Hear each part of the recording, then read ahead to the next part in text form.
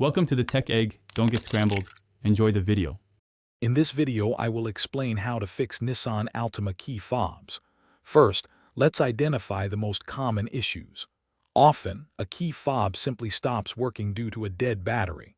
Sometimes, physical damage from drops or water exposure can cause internal components to fail. Less frequently, the fob might lose its programming, preventing it from communicating with your car.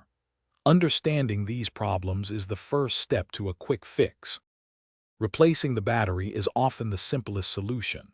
Look for a small slot or indentation on your key fob's casing.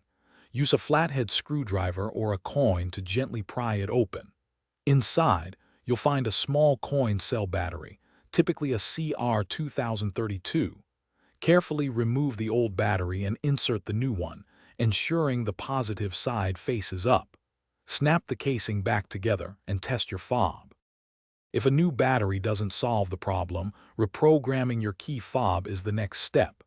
Get into your Altima, close all doors, and insert the key into the ignition. Turn the ignition from the lock position to on 6 times within 10 seconds.